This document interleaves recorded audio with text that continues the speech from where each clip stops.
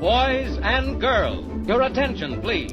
Hello and welcome back inside the Park for May for podcast number 940. This is Todd. No, Todd, not now. AKA Negative Camber. Oh boy. Yep. You must convince the villagers that I'm harmless. That's exactly what I need you to do tonight.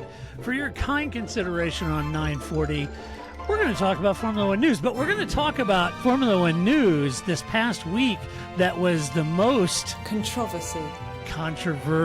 That I thought might be fun. But before doing that, of course, I got to bring in my co-host. I got to go all the way to our nation's capital, nestled near our nation's capital on the right coast of America, where she plies her skills as a master statistician.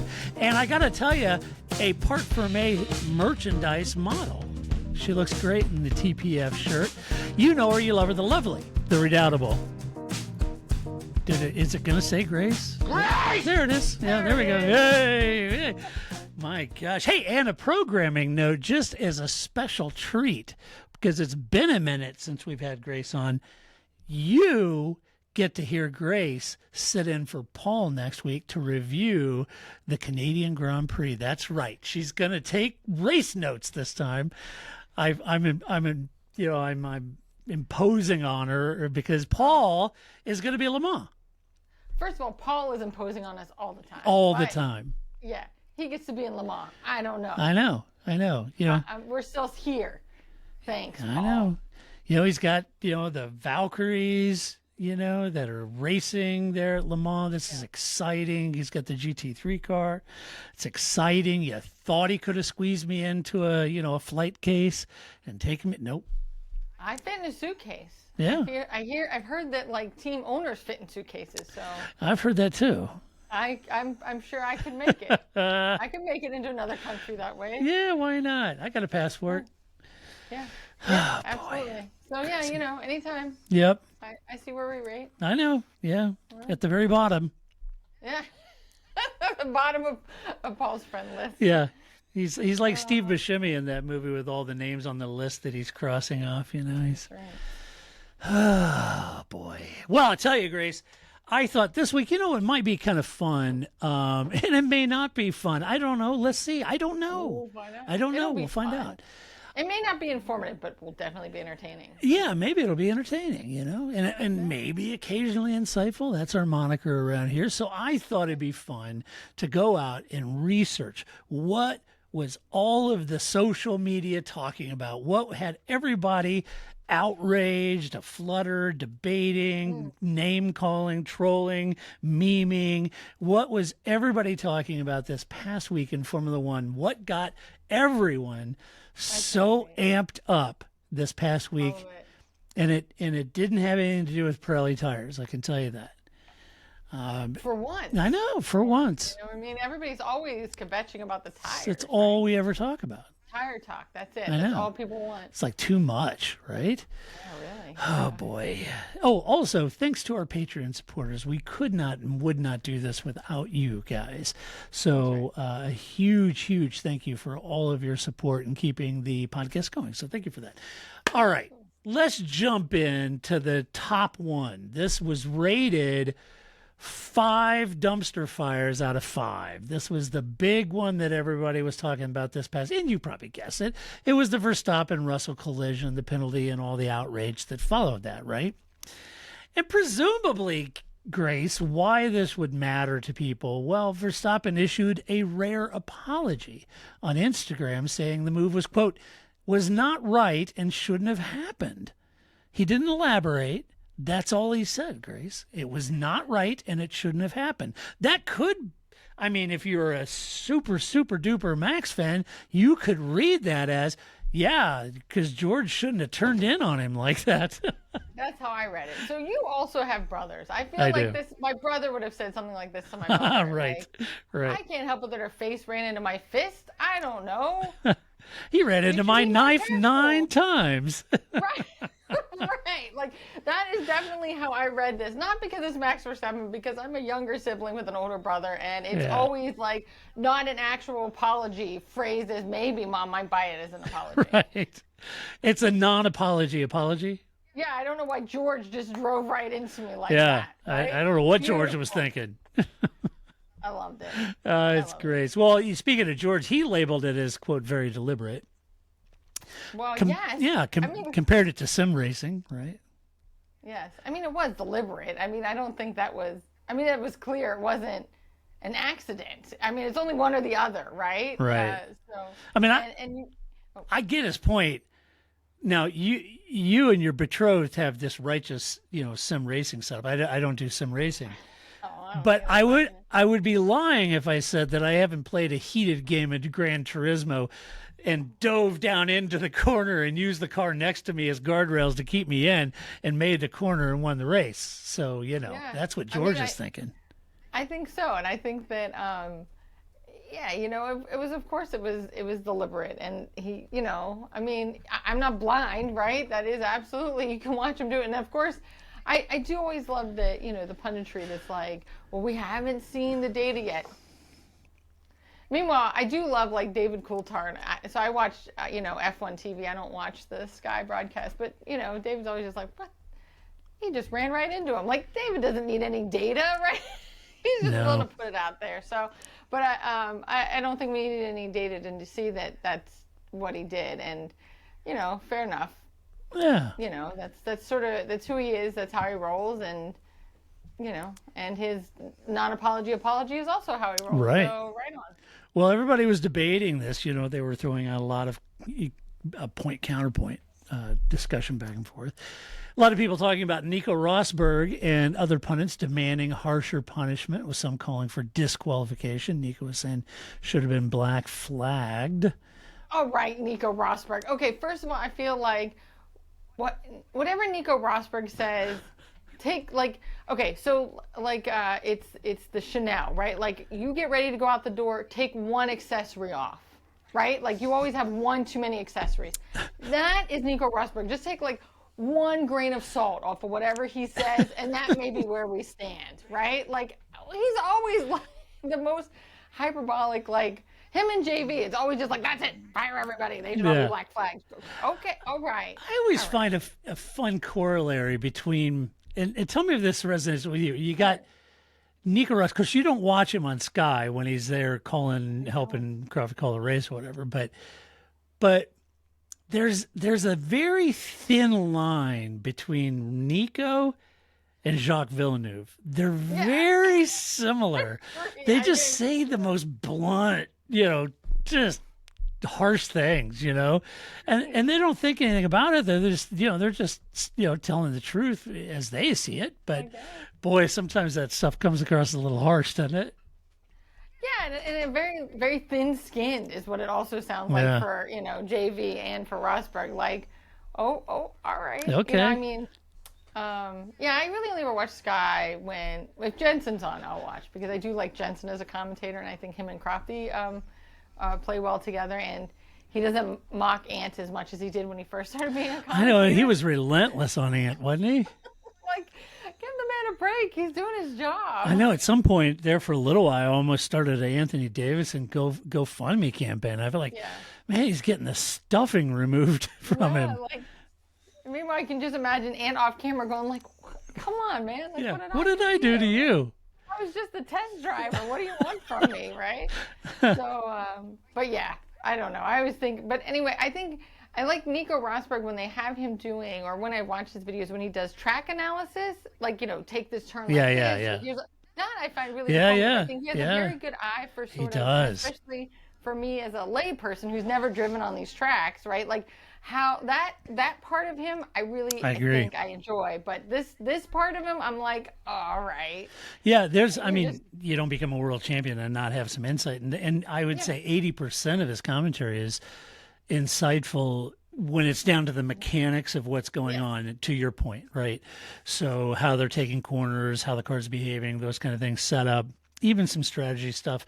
I think he's very succinct and informative, whether it materializes exactly that way or not. But I do think he's additive to the broadcast, as is Jacques Villeneuve, to be honest with you. But it's the other 20% that's like, a bit of like Jack in the Box. You're turning the Nico music, handle on the side of it. You don't know when, ugly Nico's going to pop out. And then it's like, boom, all of a sudden it's like, black flag him, disqualified. He's a criminal. Arrest him. Whoa. Wasn't that? It's not like you drove him off the course or something, I know.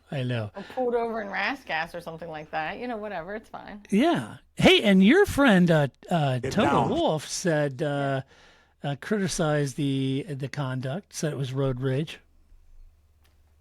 I mean, right. I get that. Yeah, it's road rage. That happened. Ran into him. That had a lot of people talking. Verstappen's apology. Oh, well, did I read all my notes? Paul and I reviewed this, and while it was a bad move, we thought the penalty fit the crime.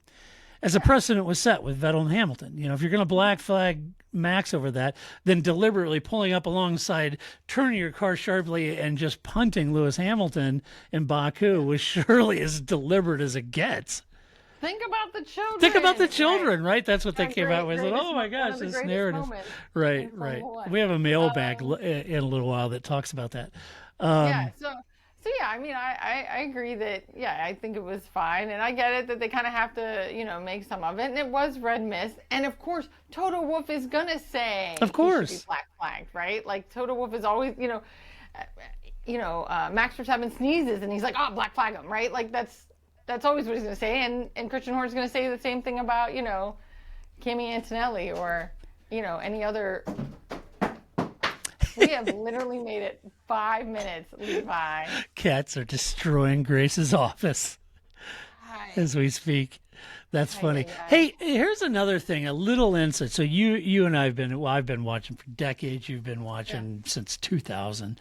That is decades, 2.5 for you.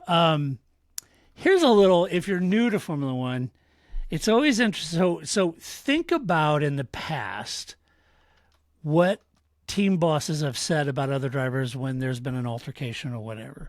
In this case, we're talking about Toto Wolff talking about Max Verstappen, not his driver, right? Mm-hmm. Now, normally you would think he would come out and be just critical. I mean, like in the past, he's had some pretty harsh things to say about Max or whatever. This time it's like, it just seems like a little road rage to me. It's pretty mild, and sometimes, not always, I'm just saying, sometimes those kinds of criticisms aren't as harsh as they may have been in the past or might be in the future when there's a possibility of the two working together, if you know what I mean. Oh, yeah. Good. And so, I've seen it before where team bosses are just, absolutely hammering other drivers. And then all of a sudden things that you thought they'd just tee off on them, they're like, it's tough out there and blah, blah, blah. What's that? Then they end up driving for the team, right? Yeah, I mean, right. But I think that that's you don't want to burn any bridges, right? No, like, you never know. I mean, it's so different than the rest of us in our right non-Formula One lives. You just sort of like, I really hated that guy. Oh, we're working together. Well, whatever. He's all right. Yeah, right. I could do without his jokes. Yeah, right. He's got a funny sense of humor, but other than that, he's got to come up with some way around that. He does. Especially in something like Formula One where there isn't very many people to pick from, right? Like, it's so there's only so many options. I was looking at a little bit of the social media buzz over this. So on X, Verstappen's apology garnered 200,000 likes and 50,000 retweets. There was a fan poll on X that showed 74% wanted a black flag. Who put out the poll? I mean, I guess it wasn't Max Verstappen. It wasn't Max. George fan. Mercedes put out a poll. I don't think it was Mercedes. Black flag, right? These are just random fans and people asking questions on TikTok. A clip of the clash between them hit over 4 million views, with comments like intentional retaliation. I mean, it was intentional. I mean, that makes it so, okay. So this isn't in the world of sim racing. Like it isn't like you were saying. Like it's not like Sebastian Vettel. He didn't wait in the corner and spear him, right? That to me is like, oh, it was intentional retaliation. It was in the moment retaliation. I don't know. I guess maybe that's still intentional. It was, but That just seems so strong to me, as if he like all of a sudden like pulled like a knife and just was like pew pew, there go your tires, right? Or some sort of like car acrobatic team kind of maneuver. Okay, it seems a bit dramatic. It's like Lando said, "Oh, I've seen that before on Mario Kart." That's great. It was great. It was good. It happened. Hey, that clip of Rosberg's comment on X, that got 100,000 views and a lot of mixed sentiment about Nico's comments. Thought that was interesting. So clearly it got a lot of traction over this past week. Had a few people share their thoughts with me too, but it got a lot of traction, and I don't know, it's mixed camp depending on how you view this. I think it's also fun too, because now Nico Rosberg, now we're long enough out of him being in Formula One that people are starting to only know him in this position. Yeah, right. Right? Like, so, I remember, I think it was, so Reggie Miller was doing the broadcast, not this NBA's championship, but I think last year, and he was complaining about somebody trash talking, and they were just like, "You're Reggie Miller.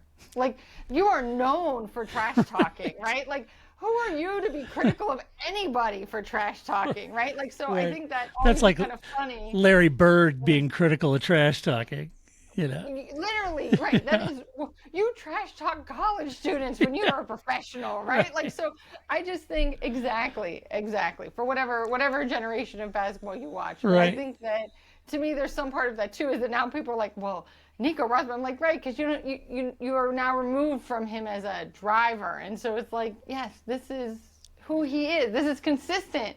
Same thing with Jack Miller. Like, this is consistent with the person who was. That's who he was then. That's still who he is, and that's fine. That's how life is. But it always amuses me when people are like shocked by these things. I know. Like, I can't believe he said that. It's Nico. Of course he is. It's on brand. Yeah. It is on brand. Imagine if you just got into Formula One because you just started watching DTS. You may not even know that Nico is a champion.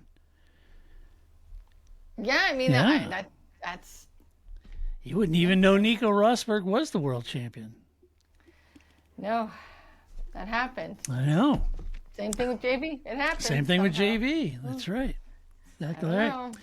The other big story, 4 dumpster fires out of 5, has to be the FIA's Flexi-Wing clampdown and the tech backlash that came from it. The FIA introduced it, this past race in Spain. They introduced a tougher front wing deflection test starting in Spain to eliminate the mini DRS effect, or the overflexing of the aero components.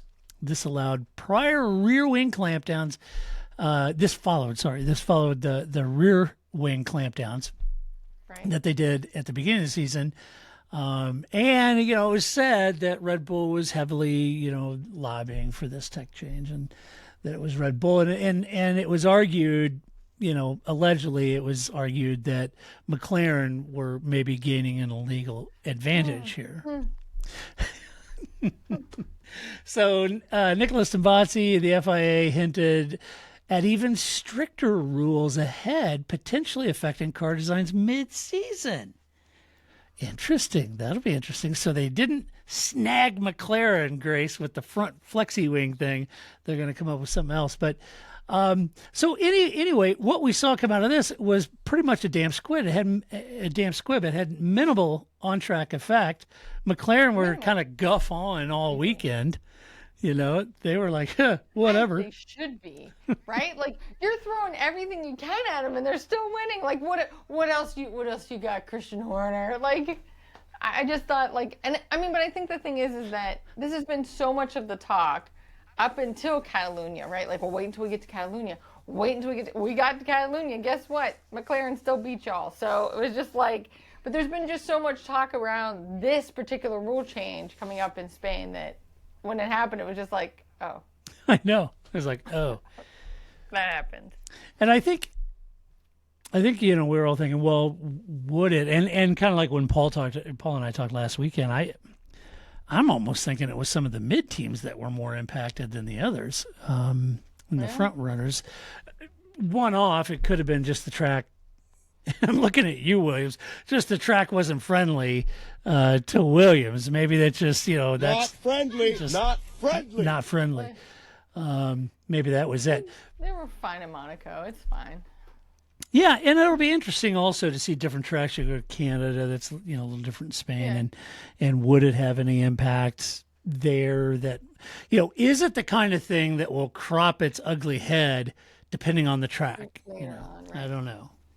Maybe they'll sink McLaren in Hungary. Who knows? Yeah, right. Of all places, your one bastion of good performance actually Every now year. is the worst track on the calendar for them. That would be funny. So all they had to do was do the opposite. Opposite. Of what they did successful in Hungary, and they'll do fine. Right. Where has that been for 10 years, Right. right? Like, cool. Yeah, no one sat down at the lunch table in the cafeteria and thought, wonder what would happen if we made the car not good at Hungary. Let's just do the opposite. Right. Yeah, no, I just think that yeah. That would be great. It would. Put somebody in a whiteboard meeting or something like, we were just brainstorming this idea, Zach, and we thought, what if we did the opposite of everything? Yeah. Right. What if that would just work? Zach, what if we reimagined our performance? What if we reimagined where we're good at? That's great, because it's also a Seinfeld. There's one where George does the opposite. That's how he's successful. He just does the opposite of his initial instinct, right? So just do the opposite of it and you'll be fine. I agree. So yeah, the Flexi-Wing. So despite that, McLaren secured a 1-2 finish. Piastri, Lando in Spain. Their setup looked great. Yeah. Pretty much shrugging off any sort of regulatory pressure, I'll tell you that much. I mean, but Oscar shrugs off all pressure, but True. I think the most reaction we got out of Oscar is when we watched them in the post-race. He was kind of a chatty Cathy doll, wasn't he? Yeah. And then when they show, because of course they first show Max running into Leclerc and Leclerc sitting there, and then they show him running into George, and his face, he's like, oh, it was great. It was a great facial expression to somebody who really never see any facial expression out of. That was about as effusive as I've seen Oscar, I think. Yes, I think so. Yeah. I think that was pretty. There was a lot of emotion there for that one moment. Yeah, well, always big emotion. It was big emotion. So who knows? We'll have to see. It will be interesting to see if they have other further stricter rules, and even within mid-season, I think would be really difficult to pull that off. I think the teams can't be happy about that. And it depends on what those are, but. And because it's kind of like, you can always go back to your professor because you think you deserved a higher grade, and they might find something else they missed and you actually get a lower grade. Yeah, right. So you got to kind of be careful how you play this game of I'm just asking for a friend, but if I happen to change my wing to look like this, would that be illegal? You got to watch when you're playing that game, because that is always what could happen, is that it is like it bites in the back and now you actually have a lower score and more difficulty than you did before. Right.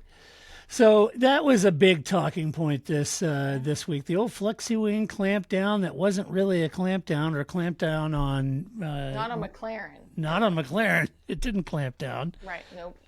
Maybe somebody else. Maybe it clamped down on Max. He should have said, well, that new clampdown on the Flexi-Wing thing, I lost the front end of my car and I accidentally hit George. That was because the new regulations is what caused that.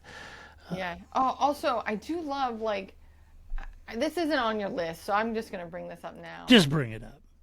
All right. I feel like I have that. And as a Ferrari fan, I think you also enjoy. Well, you won't enjoy, but I enjoy, because I'm not a Ferrari fan. But so everybody seemed to think in the the Lewis Hamilton stands all thought Lewis was going to revolutionize Ferrari. There's a part of me that is enjoying the fact that they're like, Lewis can't out Ferrari is Ferrari.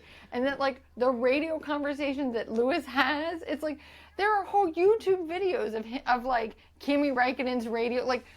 Ferrari got rid of their best strategist. They sent him to Williams, right? So what are you expecting from this team? And what do you expect out of a driver? But just the idea that somehow Lewis was going to get there and Ferrari was going to have their act together and they were going to be not Ferrari anymore. I'm I love it. The more they're just so what do you want me to do, man? Like, the more they play him just going, it's a question for you to answer. What do you want? I need you to tell me what to do. The more they play these clips, the more I'm like, that's right, people. This is how Ferrari operates. And I don't know why you thought somehow Lewis going to Ferrari was going to un-Ferrari all of a sudden like magic.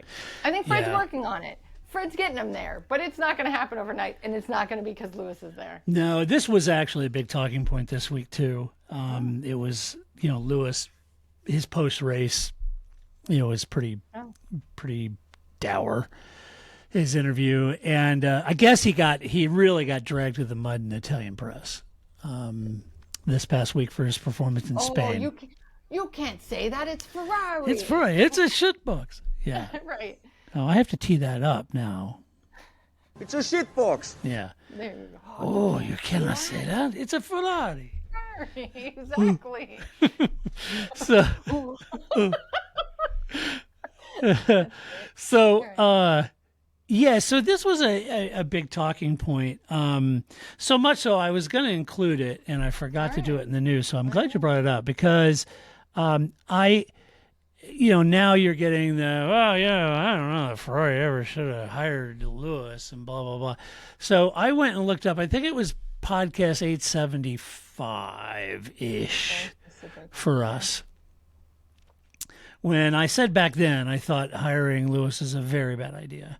But I understood it because they were wanting to tap into his brand and all of that. And that part makes sense. That part all made sense. And we talked about that back then, but I said it's absolutely not the thing to do. And I agreed with Toto in not re-signing it or not offering him some big, multi-year deal and then a post-racing career ambassadorship where he gets to, use Mercedes resources to remold the world into the shape that he wants and all that kind of stuff. I absolutely applaud Toto for doing that because it's a racing team. You want to go cause celebrate. You want to do big things in the world, then put your boots on and go do it. But doing it for $40 million a year and tweeting things or putting things on social media at the expense of a team just didn't make sense to me. So I was against it as a Ferrari fan. I understood it as a Ferrari fan of what they were doing, right?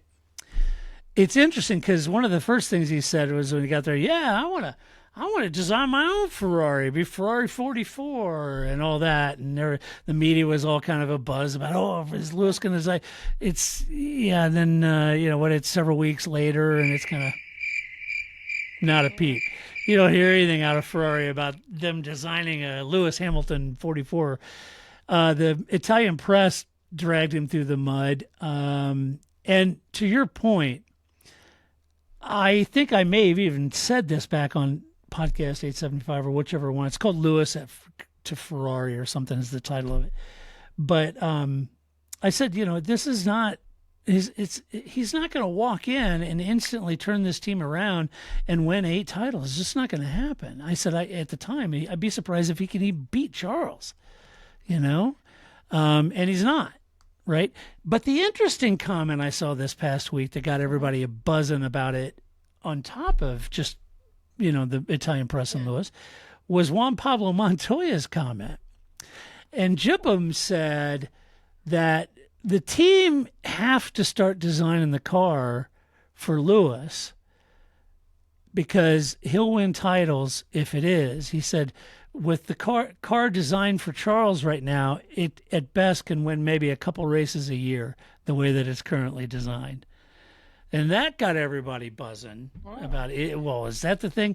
And I mean, I've been around it long enough to know that you could look at Max and the car is how it is, and it's nearly impossible for the second car, for Yuki or Lawson or Alex or anyone to drive, right? So there's something to be said about, really going down one direction. And is it that way for Charles? I don't know how much different Charles and Lewis's driving styles really are, though. I don't know that they're that radically different because the car, its characteristics are what it was, and Carlos was on par with Charles, Right. So I don't, and, Lewis is a seven-time champ, and he's been able to get in and adapt his style and adapt what he does to drive the car. And he's always been really good at that. So I don't know if that's the case, but yeah, there's a lot of social media buzz about Lewis and Ferrari. I just think I don't know. I mean, and I think that to me the thing was like, why do you think that Lewis can do something that Sebastian Vettel couldn't do? Fernando couldn't do. Right. It's not like there was a bunch of schlubs and then Lewis showed up. Like you've had real talent in that team, and they still Ferrari being Ferrari, right? Like so, I just think to me it was very false expectations. But I agree. I will say, I do love because I love that there's more JPM at the racetracks because his son Sebastian races one of the lower series, right? And so that's why we see more of him all of a sudden. But that's who they need to get in the commentary box because I think JPM also just speaks his mind, but that is also consistent with who he always has been. And I enjoy that too. Because now people, like if I feel that people don't know who Nico Rosberg is as a driver, they definitely don't know who JPM is when he was a driver, and I love that too. Like we need more JPM in the commentary box, talking to him in pit lane, whatever you can get out of that guy because it's delicious, and I love it, and I love that he's just more present now at the races again because of his son. It's great. Think of the storyline and narrative and commentary curveballs. If you've only been watching Formula One for the last 3 or 4 years, and all of a sudden you're exposed to Flavio Briatore, you had no idea who that was, Juan Pablo Montoya, Jacques Villeneuve, Nico Rosberg, all these veteran F1 people that were in the series, before you were a fan. So that would be kind of interesting to piece those puzzles together. I agree. I'd been to Indy a couple times. I was working with, I did some stuff with Shell, and I did the double where I went to the Indy 500 and then flew immediately down to Charlotte and went to the Coca-Cola 600. And the first time I did it, I had a really good conversation with Simon Pagenaud and Will Power and a couple of people. But the second time I did it, they brought all the drivers in Penske in, and Juan was driving for him at the time. And he came in, and so they had limited time, as always, and their handlers are trying to move him out of there quickly and all that. But I had this wonderful conversation with JP. He was a delightful guy. I was asking him all kinds of detailed questions and stuff. And the handler came in and says, "I'm sorry to me." And he says, "We got to go." And Juan was like, No. Get lost. We're good. And he stayed there. We must have chatted for about a half an hour. And he was super good guy, real down to earth. So, yeah, I'm glad to see him back in the paddock. That's good. Yeah, I think so too. But I overarching, Grace, I agree with you. I think they are not right-sized expectations of what Lewis was going to do when he got to Ferrari. I think I had right-sized expectations because I know Ferrari and I've been a Ferrari fan for a long time. Yeah, I just always love that. Like, have you never watched the sport before? Like, oh, I love that for you, that you really thought that was going to happen. Yeah. That's harsh. Also, another thing, you brought up Flavio Briatore. I love Flavio's technique of, I'm going to do an interview, and if I don't like your question, I'm going to act like I don't speak English, even though we all know I speak English. This is the greatest strategy. It is. Jesus Christ. Yes. I'm just going to pretend like I didn't understand what you said, even though we all know you understood, and then I'm going to pretend like I just can't find the right words to express myself. Get out of here. Like, we don't know who you are. But I love that about him. I love that he just, that whole interview was so bizarre. It was. This is what happens when I don't get to be on for 3 weeks. All these things, all these great gems happen that I missed out. But yeah, I love that interview. Was very bizarre, but mostly because he was just and just like I'm just not going to answer your question and pretend like I don't know English. I'm befuddled. I have no idea. Yeah. There was a if you're trying to get your head around who Flavio is, there was a fun episode of Top Gear when Jezza and Richard and James were doing it, and they were in Monaco in these like little Fiat 500s or something. Yeah. And Jezza got to drive Bernie Ecclestone around, and I can't remember if it was James May. It may have been James May. Yeah, it was James May, I think, who drove Flavio around. Because why wouldn't you? That's the best. That's if the you best had to pick against combination. random, who are you going to put him with May? Yeah. Absolutely. And so he had Captain Slow with Flavio, and if you can find that clip, it's hilarious. And Flavio, that soundbite I just played of Jesus Christ, was Flavio in there criticizing James's driving. It was hilarious. And I think Hamster had Christian Horner, I think, but it's a great episode if you can find clips of it. Yeah. So anyway, I'm going to try that at work. I mean, I don't really speak any other language, but I'm going to try to just when I don't want to answer the question, I'm just going to try to pretend like I don't speak English and see if that works. Yeah, just act like you're from the Netherlands or something, and you don't speak. I don't understand. I don't know. And just mumble off. Yeah. Maybe nobody will notice. Right. Hey, speaking of Monaco, did you hear this, Grace? The race at Monaco attracted the largest live United States audience in its history with a total viewership of, get this, 2.3 million on Sunday between 9 a.m. and 11:30 a.m. Eastern Time. It's a 15% increase compared to last year, which saw viewership of 2 million. Not only that, but 917,000 of these viewers were in, get this, in the, quote, valuable 19 to 49-year-old age. 19 to 49, that's a very broad, usually it's like 19 to 24 or something. Yeah. Usually it's a much smaller, 18 to 49 is a very wide swath of the human population. It is a very big swath. Wow. I put that in there because you do survey, technology and writing surveys and stuff and demographics and demographic measurement. You do all kinds of wild stuff. Yeah. But I thought you would find that age bracket that's a big net. Yeah, I mean, right, because under 18, they don't really have control over the television usually, right? Like somebody else is in charge of that.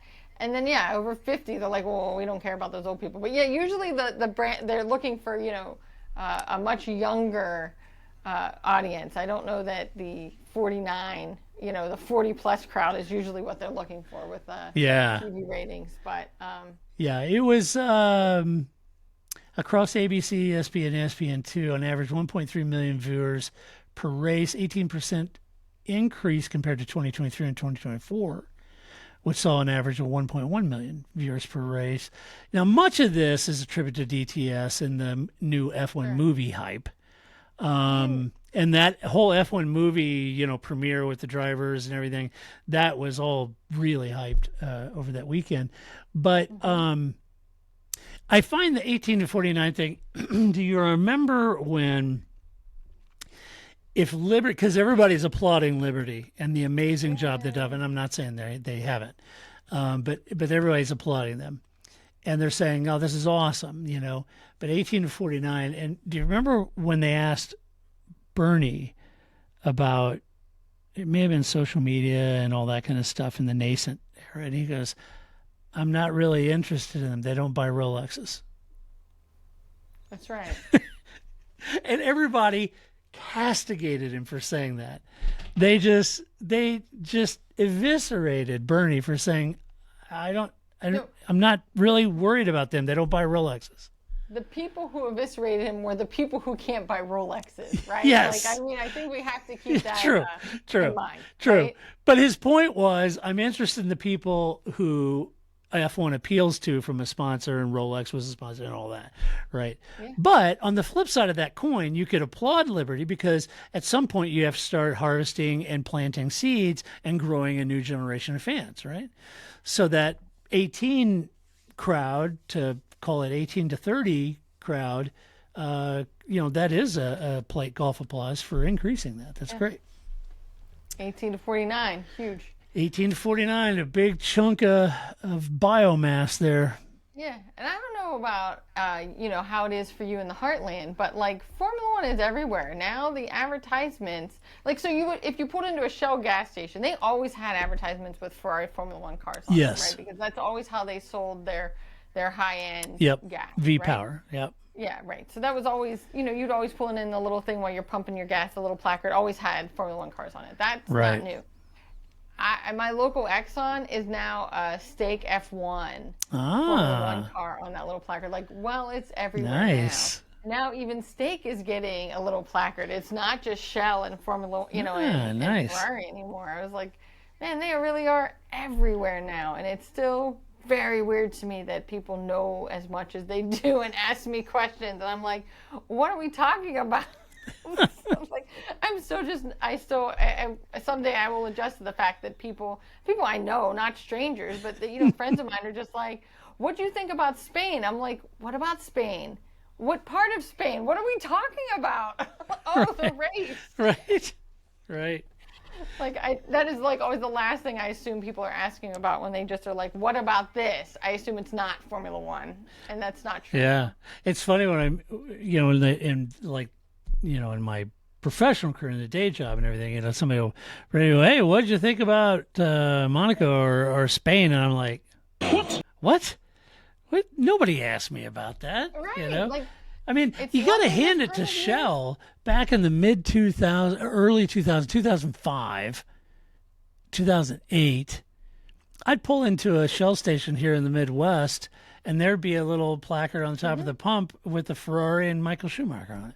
Yeah. Now, 99.8% of the people that pulled up to that Shell and got fuel didn't have a clue who that guy was or what they did, but they figured it was racing, but had no idea, right? And so Shell, if you're listening, might be worth, putting some pictures of Lewis in a Ferrari out there again. There you go. Use them for the branding that you're paying for. You're paying for it. Use it. That's right. Oh, boy. All right. What else we got? Oh, this is an interesting. So there's a little bit of discussion heated up late this week about the Aston Martin situation. So you'll recall in Spain at the last minute, Lance Stroll did qualifying, got out of the car, did not go into the post-qualifying weigh-in. Right to the garages. Then we find out that for the race on Sunday, he's did not start. Right. Because as the official team press release said, that that his wrists that he had surgery on for the last 6 weeks had been really painful and flaring up, and so it became unbearable or whatever, and so he wasn't going to be able to do the race, and he was going to have to go have surgery, which I think he has had another procedure done. So then there was this whole other rumor that he had a tantrum after qualifying in the garage, and he re-injured his wrists. And yeah, I like how your notes just say, although there are rumors about him injuring himself again. Yes. Yeah, you just left out how, which was what was the rumor. Nobody was really interested in that he injured them again. Yeah. We are, because we don't want people to injure themselves. No. But it was how he supposedly re-injured himself that is what caused the rumor mill to go. Not just exactly. It's a different category. It sure was. He got mad and punched stuff. Yeah. Well, and normally I would have thought, oh, that's just bunk. Somebody's making up stuff. But I got to think, I don't know. You remember that time he got out of the car in the garage and ends up shoving his physio? Mm-hmm. Maybe it's in him. Maybe he did get upset. And maybe that is the only emotion he has. Maybe he was throwing fists back there. I don't know. I don't know either. I'm not saying it's true. I'm just saying, would it have shocked me if to come to find out? No. But the bigger question of that is, because I was asking the same, so this doesn't make any sense. If it's been hurting 6 weeks, then why wouldn't you have made the decision so you didn't DNS the car?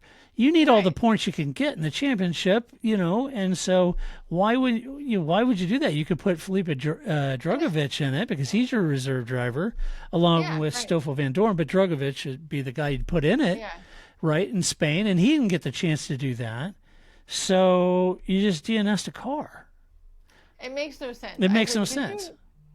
Just like I know when I have to have I say me as if I'm the one that does this, but I know when our picks have to be in for our fantasy league.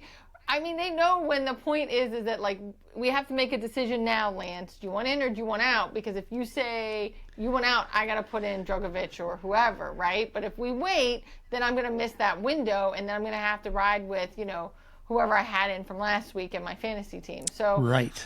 I think that I am agreeing with you that is the part that doesn't make any sense to me, that if he's been in pain for so long, and I assume that there's probably some don't really talk about doping or drug use in Formula One, but I'm sure there's some limit to what he can take. How much pain meds and stuff. Right. Yeah. I'm sure there is some threshold that, or he can't do these kind of steroids, or he can do you know what I mean? Like, I'm sure there's some some rule, some doping rule about what he can and cannot do. And if he's not able to function, I don't know why they waited until it was no longer possible to put somebody else in the car. I agree with you. That to me is what really stuck out as weird, because that's not just like poor planning, unless his dad was just like, no, he will race, right? That is the only reason, because I don't see how anybody else at that team besides Larry would think otherwise.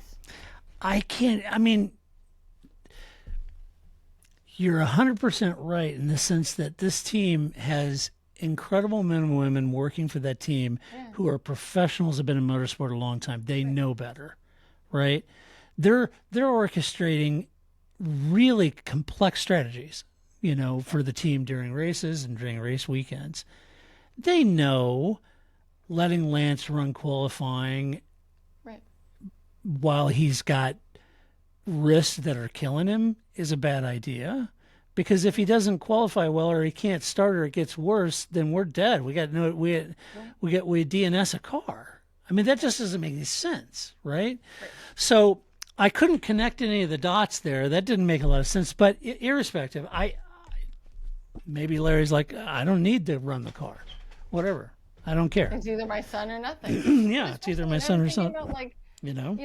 When Ricciardo broke his wrist, right? Like, I mean, that can happen. So if you're, I guess I would have a hard enough driving my like automatic with, all the driver aids. Yeah. And, my road car with hurt wrists is not great, right? It's like when your knee hurts and you're like trying to drive, right? So I can't imagine. They have none of that. They're professionals driving a Formula One car. My wrist hurt is going to be a problem. Well, there's no power steering, and you see them do those steering, exercise with the steering. You see Yuki and Lando and everybody turning on those things. They're not easy, No. So I don't know what was going on. I don't know that decision, and that's why the only thing I'm giving a little credence that maybe he heard it after qualifying, but. Anyway, because that does start to complete the timeline, which would make sense. Irrespective, the question now is, who replaces Lance if he cannot race in Canada? Or will they just DNS the car again? I mean, who knows? But if Lance isn't fit, who would replace him? Well, they have Stoffel Van Dorn and Felipe Drugovich. Both of those drivers are slated to drive at Le Mans, which happens the same weekend. That leaves Jack Crawford, who I think would be really, really green to jump into that car. That seems like, Right? So I was thinking, if it was me, Grace, since I've got a Mercedes in the back of that car, I'd call Toto. You got Valtteri Bottas over here living his best Wes Anderson lifestyle, and you could have Valtteri come over. It's Valtteri and Fernando, two seasoned veterans, going to wring the neck in Canada, right? Going to bring it home. We got the Valkyries racing over at Le Mans. We got Fernando and Valtteri, who everybody loves, the Mr. Mullet. He's going to jump in, and they're going to maximize Aston Martin's potential. I feel like they should capitalize on that. If they know that Lance isn't going to be, fit for prime time here, then why leave it to the last minute? Get it done, build some brands, start marketing the heck out of it, especially if you're going to do Valtteri, and really promote it, make a big thing of it, and get the most out of it you can. Yeah, and I'm sure that there's some. I can't imagine there hasn't been a discussion or some clause in the contract of like Felipe Drugovich of like, if we need you and you're at Le Mans, too bad you come back, right? Like there has to be some arrangement here, right? To that point, Paul had made the comment last week, Grace, you're absolutely right in that, if you're Felipe and you could drive in at Le Mans, or you could drive F1, he'd jump on the F1 for sure. Yeah, right. So that's, so I'm sure that's been thought about or worked out, right? Because that's your primary employer, right? Like, so you owe something to them if you have to be caught up, right? And so your Le Mans team would have to have some backup, and there'd have to be some way of dealing with that too. So these things have cascading effects, of course. But right. Yeah. Although now that you mention it, I think that like Alonso and Bottas is the buddy cop movie that we all need. Like, it totally is. They've got to do all those crazy commercials that Bottas does. It's like Crockett and Tubbs. It's like absolutely. I mean, like, how is this?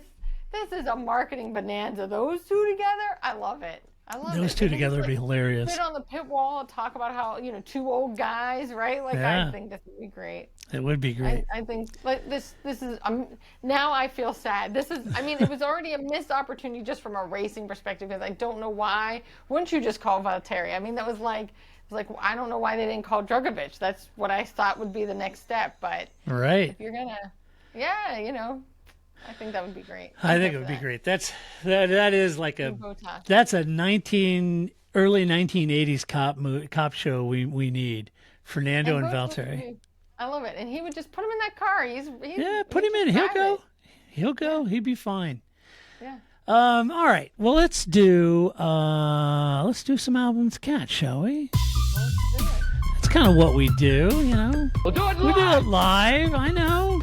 Get to the show! This is the show! This is the show. This is the best part of the show. It is. I'm glad you made it this long into the show. I know. Right? All right. We're talking about all that Formula 1 stuff.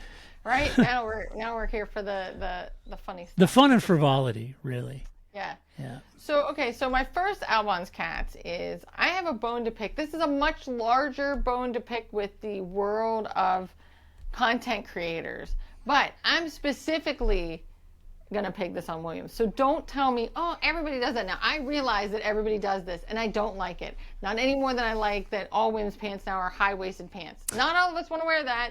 Why is that the only kind of pants I can buy? I don't know, right? So, same complaint. I didn't invent this, but Williams does it all the time, and it annoys me. So anyway, I love watching the James Vowles verdicts because James Vowles, his monotone engineer delivery, I just enjoy, right? I love how he's impassioned, but still is like delivered very monotonely. And so I enjoy that. And, James, he actually still has some, really, really good insights sometimes in the Vowles verdicts. And it hasn't just all become like coach speak where he just says a lot of words and it doesn't mean anything, right? Like sometimes it's still actually giving valid information. But they do this zoom in that I hate. So he'll be like, so yesterday in the race, zoom in, and we did really well, right? Like, don't need to do that. Just like this. Just hold the camera here. And now Williams has added sound effects. No, I don't need sound effects. I don't need the zoom in, the zoom out, as if it's like an iPhone that you're recording this with, and you push the the high, the 0.5 zoom in and the back out again, right? Like, I don't need that. And you don't need James Vowles like that, because then I'm like, well, now we're too close. I'm too close to him. Back it up, right? So I get it that this is some weird content creator thing now that people do everywhere, but I'm over it. And Williams, please stop. We don't need to be that close to James Vowles. He's fine. Where you start the video and where you end the video is fine. It does not. We don't need that. I know it's like a burgeoning film star, film maker. Yes. At playing a skill, or he's desperately trying to be Orson Welles and Citizen Kane, or he's going to be the next Martin Scorsese. Yeah, right. And maybe I'm dating myself, but it's like, when everybody first learned how to use PowerPoint, just because you can zoom things in doesn't mean you should. Yeah, it's first time you ever use PowerPoint, you can move objects in, and you got crap flying everywhere, and it's like, whoa, slow down. Just because you can doesn't mean you should. Right, so, I agree, and I don't want to count James's nose hairs. Exactly, we don't need the zoom in. No. And so please stop. And I much like high-waisted pants, I think people need options, and Williams needs to stop doing this. So agreed. That is my larger complaint about the world out there. The next thing is we did have a MotoGP race, and I would like to note that we've made it to 54 minutes into this podcast before I mentioned MotoGP, but here we are. Does anybody have anything for Marcus? Apparently the answer is no, maybe his brother. That's really... Maybe his brother. Although Alex in a press conference noted that there's still 14 more races to go, and it was just like, oh God, I'm gonna die. I can't do this. I don't even go anywhere. I don't leave my couch. But it's just like, right now I'm like watching hockey, watching the hockey finals, watching NBA playoffs. I have to sleep, people. Like, why? Why do all these? There used to be a time where you could like take a break. Oh, it's. I had to post the video. For those of you that aren't watching the YouTube version of this podcast, I was showing the video I took of Grace's boy, Pedro Acosta, against my guy, Mark Marquez, banging elbows into turn one. It was great. Yeah. Good fun. Yeah, I was just calling Paco, right? Because that's his initials. Paco, it is. Paco. Although I realize that I'm going to say that somewhere and people are going to be like, lady? What? What? So I have two questions for you. Yeah. MotoGP related. Yeah. 3 questions, actually. Wow. Okay. 3. Question number 1. People. If Jorge Martin was healthy and riding, do you think he'd be beating Marc Marquez? Oh, no, not on an Aprilia. Okay. I didn't think so. I think you could put, Marc Marquez in a donkey cart. Yeah. And he would still be beating everybody, Okay. right? I think. Yeah. Okay. Number 2, will Jorge even come back now that he said, I want out of Aprilia, I'm done? I can't hear you. I can't hear you. Oh, stand by. Her audio went out. I can hear me, but I can't hear Grace. Oh. Aha. How about now? Yeah, I can hear you now. Hey, Whee! Okay. Backup mic. All right. Sorry about that, folks. We won't edit that out. So No, we don't edit. It's fine. No, I'll put an ad in that spot. No, but my answer was Yes. yeah, that was sorry. Now I totally lost my train of thought after that, but I think the battery died on my microphone is what happened. Okay. So much for charging it, but Yeah. So let me set this back up. So Jorge, do you even think he'll come back now that he said he's done with Aprilia? No, he completely burned that bridge. So you think he's out for the whole season? Because Aprilia tried to give him maybe there's a misunderstanding. Like there was an attempt to be like, well, we can work it out. Maybe he's having second thoughts, and maybe he's on a lot of painkillers right now, and that's a tweet he shouldn't have sent. Right? No, he's doubled down, and I don't see how Aprilia can now just say yes, come. Okay. Like, I just think that is, he burned that bridge 100%. Yeah. He was in that bike for half a race and has said, I never want to be on that bike again. Right. You can't put somebody on that bike now. No, you can't. And then my third question is, he's on the same bike. What's going on with Pecco?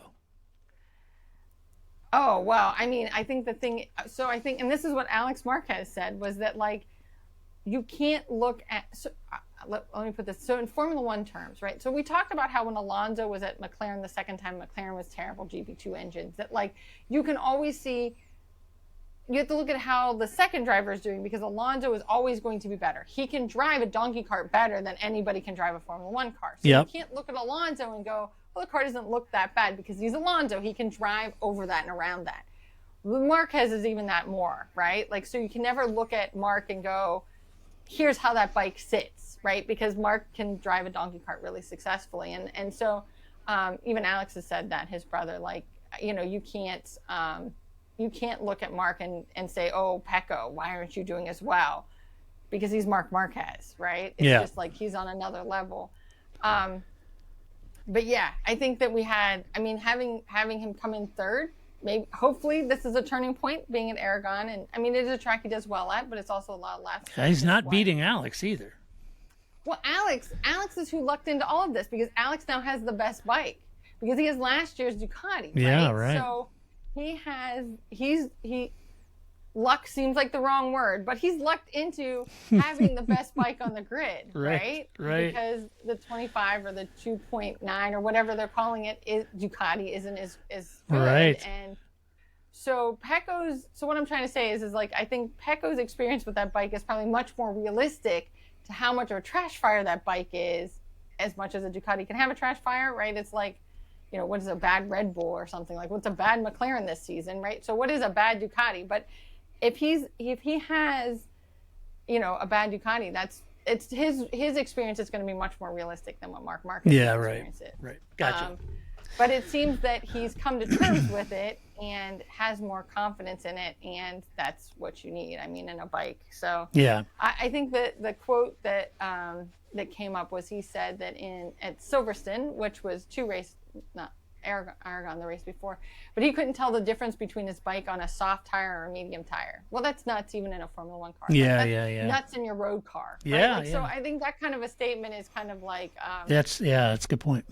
And so even if he may never be an alien, maybe he's not Marc Marquez caliber, he's still a world champion. He's still a good rider in his own, and it's probably literally his bike from last year, and he just can't come to terms with it.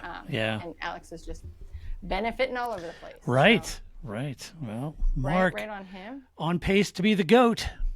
Yeah, I mean, yet again. So Aragon, I just love that it was Marmar bag. I love it. It's like Marmar bag. Marmar bag, right? Like that is for Hambot, right? Like for it was Hambot. Yeah, was for Hambot. Yeah. Right? So now every race is Marmar bag again. Right. So here we are. Right. We finally got back to Marmar bag, but they, much like they do in Formula One, they show after the race, right? They're hanging out in the waiting to go back up to the podium, and they're watching highlights from the race or whatever. Well, and they're talking to each other, but of course they're usually talking in Italian, Spanish, something in between. Yeah. And so you watch it, and I'm like, I don't know, because I have to wait until they translate it and then put the translation at the bottom the closed cap, so I can watch it. Right. Well, what was funny was they're talking about how at the end of the race, what the rule is, whether you have to, what counts? Is it the rider crossing the finish line? Is it the bike crossing? What is it? If you think of a marathon racer, what you're supposed to do is run your body through the tape, not your arms. Yeah, right. It's cheating if you and I are racing and I stick my arms out and that's what goes through the tape. It's supposed to be my body that crosses the finish line. That's what makes me win. So it was kind of that kind of discussion, what crossing the finish line. And I love that Bagnaia is no. Both of them, both the rider and the bike crossing the finish line. And again, this is they're just sitting in the stew room having this conversation about this rule. And so Alex and Mark are no, it's either one. Whatever crosses first, whether it's the bike or the rider, whichever crosses the finish line first is what counts. So now what I want to happen is this discussion to bite Mark or Alex in the butt, because now Pecco's just going to try something cartwheel his bike or something to get across the finish line first. And that is a clarification. It's very like we were talking about Red Bull, McLaren, asking for a friend. What needs to cross the finish line first in order for me to win? And now I just want some crazy spectacle out of Pecco. You know how the cyclists at Tour de France, when they come to the line, the sprinters shove the bike out all the way out. They shove the front end of the bike, and they're all the way back off the back seat of the bike, trying to push the bike forward. That's what Pecco ought to do. Yeah. So I that's what I really want is that and again, you can just see them having this heated conversation, but I speak neither Italian nor Spanish, so I have no idea what they're talking about. But then when they translate, I'm I can see why this was now a heated conversation. So.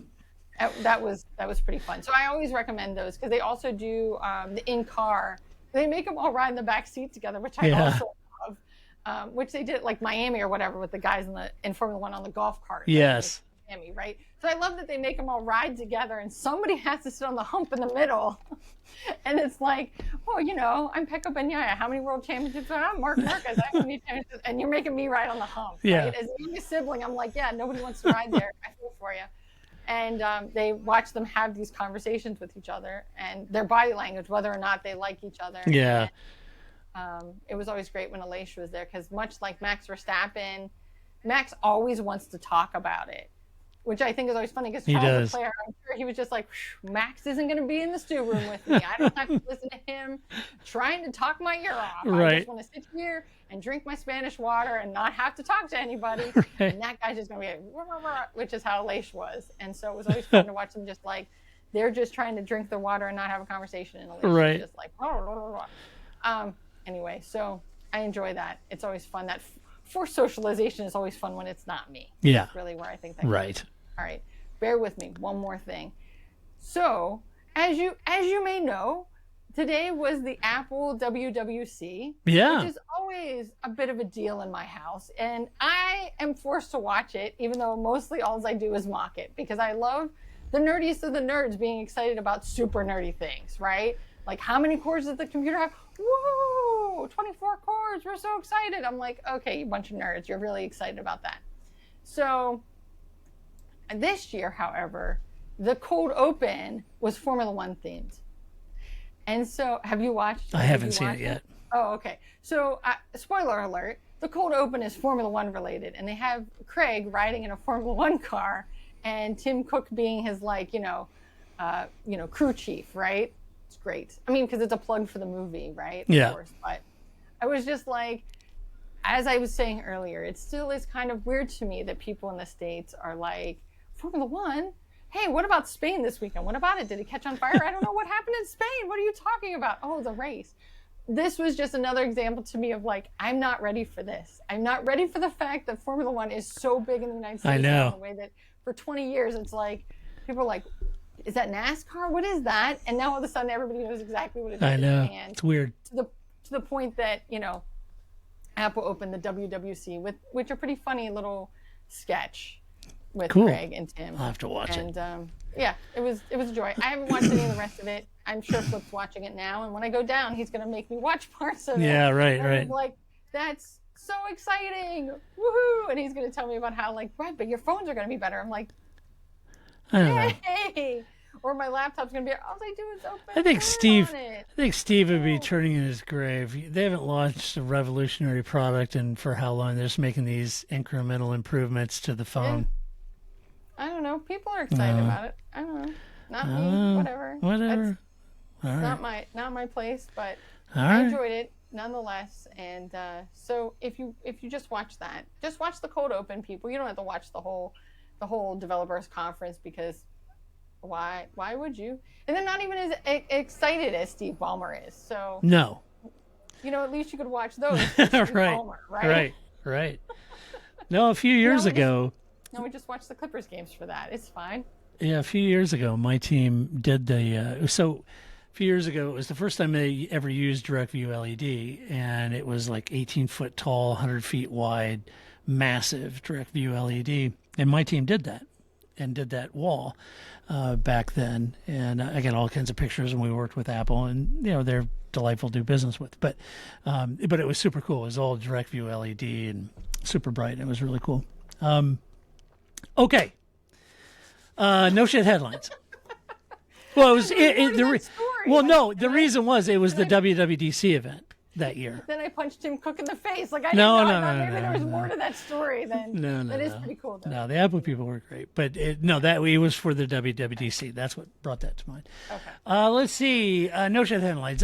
First up, Hilton introduces a 2,000 pound a night McLaren hotel suite with twin F1 simulators, bar and smoothie delivered every morning. And the first two people I thought of for this is you and Flip. This would be perfect for you two.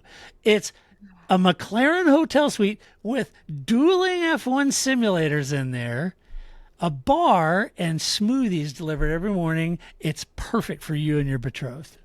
Yeah, that's right. My tequila smoothie. I can't wait. Yeah, I can't wait. Bloody Mary smoothie. That's what I want. Yeah. Oh, a bloody. I'm sure that exists. It probably Just don't does. put celery in it. Celery is disgusting. It But is yeah. disgusting. Let's see. Next up is Lewis Hamilton risks wrath of his beloved Roscoe after he is seen petting Chief Mouser Larry the Cat at meeting with Prime Minister. Oh. Now, I don't know. Did they quote Roscoe in that? Did Roscoe say he was upset? Fun. First of all, Fun and lighthearted. Yeah, first, I love that, because now Angela is back, and she's back helping Lewis. And there's this video that when Angela came back of her carrying Roscoe down the, steps, right? I'm like, that can't possibly be in her contract that she's got to carry a dog. Huge dog. I mean, Yeah. I get it. Roscoe cannot walk down those steps, right? They're very steep. He has very short legs. This is not a very dog-friendly set of stairs. But there she is, just carrying Roscoe, here we go, back down the steps, right? I don't think they pay you enough for that. Angela. I don't think so either. But always funny. But yeah, I'm sure Roscoe is more concerned about Leo. Yes. In between him and his man. Than Yes. he is about, I agree. Keith Mouse or Larry the Cat. I agree. Now, this last one I think is interesting because Max Verstappen, this has become a pejorative now after Spain. This is the headline. Rome's taxi drivers outraged at claim they drive like F1's Max Verstappen. I've never been to Rome. That's on my list. But given how bad their traffic is, I'm sure that's probably adequate. That's probably very true. Yeah. So it's pretty bad when Max Verstappen is being used as a pejorative against Rome's taxi drivers, and they're outraged by it. That's hilarious. Crazy. That is hilarious. Right? Talk about that's Love it. That also made me think of because I always joke about Alex and Mark Marquez being the car acrobatic team, just taking out whoever whenever they can, especially Alex. And somebody was talking about why they don't this was on Reddit, not my joke, but I'm going to share it because it was funny. And if that person ever hears it, I liked your comment and I will like it again. But somebody mentioned, why don't they run to the bikes like they do in Le Mans, right? Which is how Speed Racer is, right? Why don't they run to the bikes? Right. And an honest question, right? Why don't they do that? Why do they start on the bikes or in the cars, right? And somebody goes, I don't know, it is a sprint race. I was just like, right, they should run. It's called a sprint race. Run to the bike. Run to the bike. But I just love that, as often happens on Reddit, lots of people gave reasons for why you legitimately couldn't do that, right? Right. I'm sure there's 1,000. Right. And then somebody just goes, but it's called a sprint race. And you're like, you're right. We should do that. We should be running to the bike. Who cares about all these reasons why you can't? That's a perfectly good reason why we should. Yeah, exactly. That's totally a good reason. Speed Racer. There you go. All right. Run to the bikes. Well, that does it for this podcast. That's what we think about the hottest topics this past week in Formula One, as well as Lance. But let us know what you guys think about Lance or others. We're all ears, right? It's a different category. Nico Rosberg, whatever. We had a lot of JPM, a lot of topics today. Right. We have had a lot of topics, so let us know what you think. But the good news is Grace will be back next week. Just don't get upset. Set your expectations now, folks. Right. Yeah. Especially because the race is, going to be, because it's in our time zone. Yeah. It's in my time zone, right? But it's only an hour different from you. So that means it's not on at 6 in the morning. Right. It's going to be on at 2 in the afternoon or something, 4 in the afternoon. And I can't do the podcast Monday night, so we're going to do it Sunday night. So it's not only do I have to take real-time notes, but I really have to pay attention because there's going to be no time for additional research. So. I know. There's not. And to compound things, I'm going to be out of town, so I'm going to have to do it on a laptop, which is probably going to be worse. So if you want to skip an episode, there you go. No, don't skip it. Just manage your expectations. Yeah, just right-size the expectations. That's right. This is not a Ferrari. This isn't a Lewis to Ferrari episode. All right, so get the right expectations here. All right. That's right. But it's Canada. Canada's always, knock on wood, always a good race. It is. And so there'll be stuff for us to talk about. Yes, I'm sure there will be. There will be. All right. We'll see how it goes. Well, until that time, next week, when we come back to review the Canadian Grand Prix, if you like the podcast, share it with a friend, tell somebody, brag about it, or go to your favorite player and give us a good rating, give us some love over there. We'd appreciate it. Also, thanks to our Patreon supporters, we would not do this podcast without you. There's new merch up as evidence if you're watching this podcast. Grace has the Park for May new merch on. She's got both pieces there. Very nice, very nice. You can get that as well. And until next week when we come back to do it all over again, this is Todd, a.k.a. Negative Camber, saying so long, Grace. I'm going to go plug in my microphone. See you next week. That's it, man. Game over, man. It's game over.